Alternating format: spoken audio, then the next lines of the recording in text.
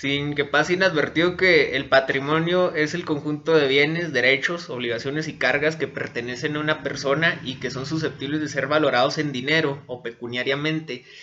El patrimonio del Estado es estudiado en un sentido restringido. ¿Cómo es esto? Bueno, únicamente se consideran los bienes materiales que lo integran y de los cuales ostenta la titularidad y que de algún modo vienen a servirle para cumplir a cabalidad con los fines que el orden jurídico le ha asignado.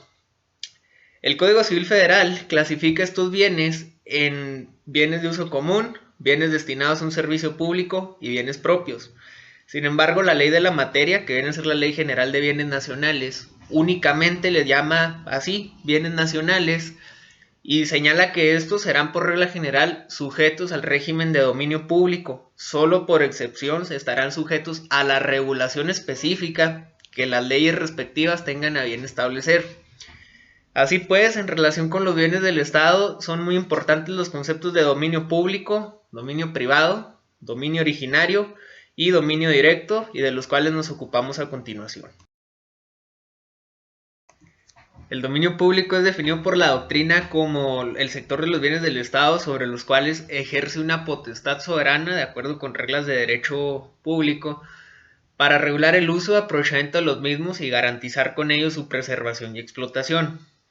El Código de Napoleón también se encargaba de definir al dominio público y nos decía que se trataba de los bienes de las colectividades públicas y establecimientos públicos que se encuentran ya sea a la directa disposición del público usuario o bien afectados a un servicio de la misma índole. Creemos ambas definiciones adecuadas, idóneas, podemos rescatar elementos de una y otra y formar una propia. Y es precisamente lo que hace la legislación mexicana. Pues como ejemplo podemos citar el artículo 8 de la Ley General de Bienes Nacionales, cuando este señala que todos los habitantes de la República pueden usar los bienes de uso común, sin más restricciones que las establecidas por las leyes y reglamentos administrativos. Creemos que lo anterior adopta la postura del Código de Napoleón cuando nos dice que los bienes sujetos al régimen de dominio público pueden encontrarse a la directa disposición del público usuario. Un ejemplo de bienes de dominio público son las vías generales de comunicación. Una carretera, por ejemplo, se encuentra a nuestra disposición y claro que la podemos usar, ¿verdad? Pero tiene restricciones. ¿Cuáles restricciones serían estas? Por ejemplo, las que establecen las leyes o reglamentos, según sea el caso, en materia de tránsito de vehículos, límites de velocidad, que el vehículo esté en buenas condiciones, etcétera. Ahora bien, la primera definición que invocábamos también nos dice que los bienes de dominio público o el régimen de dominio público tiene por objeto asegurar la preservación y explotación de los bienes del Estado. También creemos que esta postura la adopta la Ley General de Bienes Nacionales, específicamente en el artículo 13, cuando señala que los bienes sujetos a ese régimen son inalienables, imprescriptibles e inembargables. También nos dice que no pueden estar sujetos a acción reivindicatoria o de posesión definitiva o provisional o alguna otra por parte de terceros. Y es por ello que los derechos respecto del uso, aprovechamiento y explotación, los particulares pueden adquirirlos efectivamente, pero en los términos que las leyes tengan a bien establecer. Cabe señalar, porque es un punto muy importante, la jurisdicción que sobre los bienes de dominio público se ejerce. Aquí pues corresponde a los supremos poderes federales. ¿Cómo sería un ejemplo de ello? Digamos que se le causan daños de manera intencional al edificio de la Secretaría de Hacienda y Crédito Público o de la Secretaría de Gobernación o bien a un organismo paraestatal, por ejemplo, que se le causen daños a las instalaciones de la Comisión Federal de Electricidad. Bueno, en virtud de que la jurisdicción es federal, corresponde al Ministerio Público de la Federación iniciar la investigación correspondiente sobre tales daños y en caso de judicializar el asunto, bueno, pues deberá llevarlo ante los tribunales del Poder Judicial de la Federación. Son varios los ejemplos que podemos señalar, sin embargo, este pues nos parece más concreto, más fácil de entender, más. De entrada hay que decir que es bastante extenso el rubro de bienes que pertenecen al régimen de dominio público. El artículo sexto de la Ley General de Bienes Nacionales se encarga de señalar cuáles son estos bienes. Nos menciona los bienes previstos en el artículo 27, párrafo cuarto, quinto y octavo de la Constitución General de la República, así como artículo 42, fracción cuarta y artículo 132, todos de la Constitución Federal.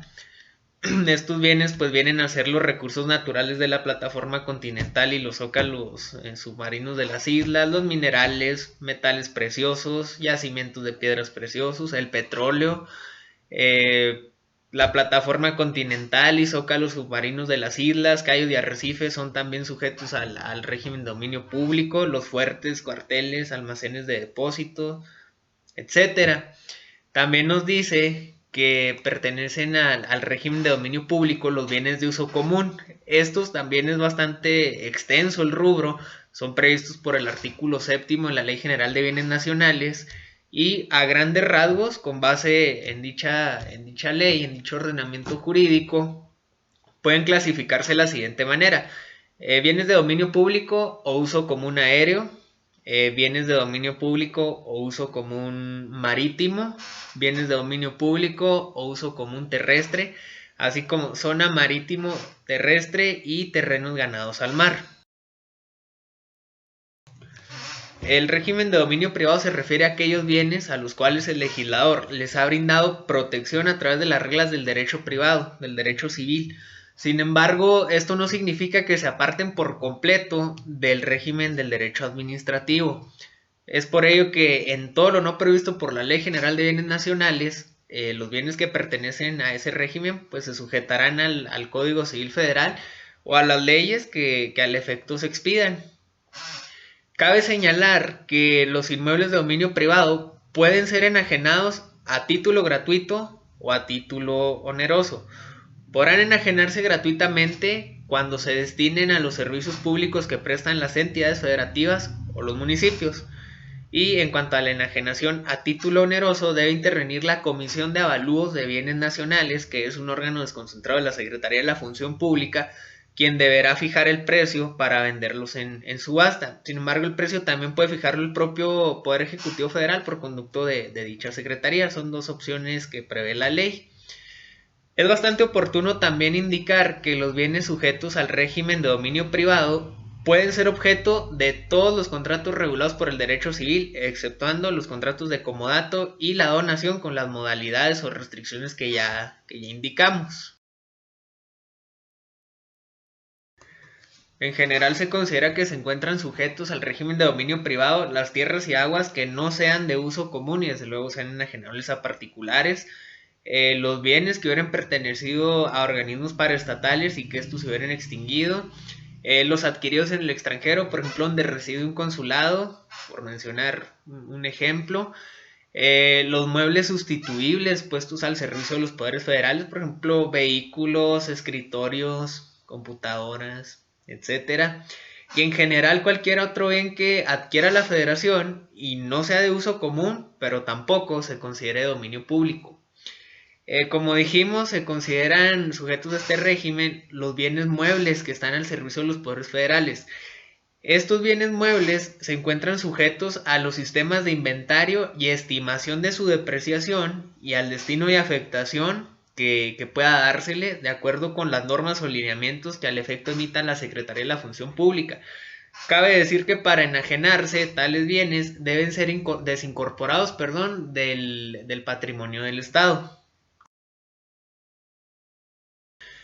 El dominio originario se refiere a la propiedad que ostenta la nación respecto de las tierras y agua que se encuentran dentro de los límites del territorio nacional. Merced a ello, la nación tiene el derecho de transmitir el dominio de aquellas a los particulares, dando con ello lugar a la propiedad privada.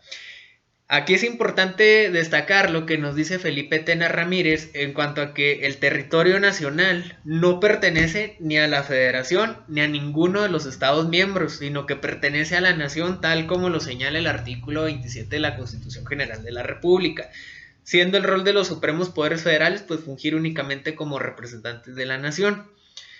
Los antecedentes del dominio originario se encuentran en la propiedad territorial que se estableció o se creó en la época colonial. La conquista no vino a constituir el origen de la propiedad, sino que fue el medio o el conducto para tomar posesión de las tierras descubiertas, ya que antes de que la conquista ocurriera, ya tenían dueño. En este caso, en el caso de México, pues eran los reyes de España. Ello en virtud de las diversas bulas que en esa época expedía la Iglesia Católica, y las bulas eran una especie de documento, como una especie de permiso, vamos a llamarle. Versaba sobre diversas maneras, pero el caso que nos ocupa, pues se refería a la autorización que el Papa daba a los reinos para que estos tomaran las rutas marítimas por las cuales podían navegar o transitar las empresas de conquista que surgieran en cada reino a fin de descubrir nuevas tierras. Las bulas se expedían con base en el derecho de gentes, es decir, en el antecedente del derecho internacional público. Específicamente el derecho adquirido por España sobre las tierras descubiertas y por descubrir, entre otros documentos, tiene su origen en la bula de Alejandro VI de fecha 4 de mayo de 1493, virtud a la cual se daba, concedía y asignaba perpetuamente a los reyes de Castilla y de León, así como a sus sucesores, con libre y llano y absoluto poder, autoridad de jurisdicción sobre las mismas, es decir, sobre las tierras ya descubiertas y por descubrir, como sucedió con el territorio, con gran parte del territorio de América. Ya una vez consumada la independencia de México, se consideró que la propiedad real fuese adquirida por la nación, que como ya dijimos, es representada por los poderes federales y puede transmitir el dominio a los particulares, constituyendo con ello la llamada propiedad privada. Por último tenemos el dominio directo. Se le concibe como un atributo de la soberanía que le permite al Estado ejercer jurisdicción sobre todos los bienes que se encuentren situados en el territorio nacional. La doctrina, por su parte, le define como el sector de recursos naturales sobre los cuales el Estado se reserva su explotación exclusiva, pero también nos habla de otro sector que pertenece al dominio directo, respecto a aquellos recursos en los que de manera excepcional se concesiona a particulares su uso, aprovechamiento o explotación, conservando el dominio de la nación en todo momento sobre los mismos. Esto es así porque el dominio directo de la nación es inalienable e imprescriptible, lo que garantiza que la propiedad de los bienes que forman parte del mismo pues se conserve siempre para la nación, salvo que al legislador constituyente se le ocurriera modificar el texto del artículo 27 de la Constitución. Es algo que no lo vemos posible, no lo vemos en mente de nuestros representantes, al menos a corto plazo, ¿verdad? Y bueno, es en virtud del dominio directo que al conservar el Estado ese dominio sobre los recursos naturales y demás bienes, puede satisfacer a cabalidad las necesidades de la colectividad.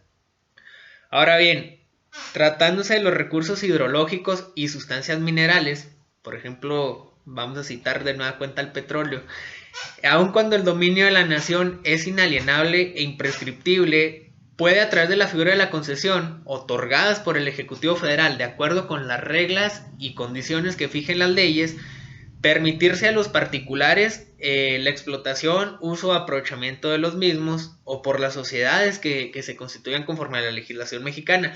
Es precisamente lo que va a suceder a partir de la reforma energética con el petróleo. Es una reforma muy criticada, pero la mayoría de las críticas, desde mi punto de vista, se debe al desconocimiento que sus detractores tienen de la misma, pues en todo momento la nación conserva el dominio directo sobre este combustible. Así lo dice el artículo 27 de la Constitución General de la República. Lo único que vino a modificarse ahí es pues que los particulares ya pueden, vamos a decirlo en términos comunes a fin de entenderlos, pues ya pueden entrar al mercado de este combustible. ¿Cómo es esto? Un ejemplo, porque es muy amplia esa reforma. Bueno, ya pueden invertir ellos para explorar y, de ser el caso, si encuentran algún yacimiento, pues explotarlo, extraer ese petróleo, pero el dominio, reiteramos, es dominio directo, corresponde a la nación, no se pierde en favor de los particulares, no se privatiza nada, nadie pierde aquí, pues.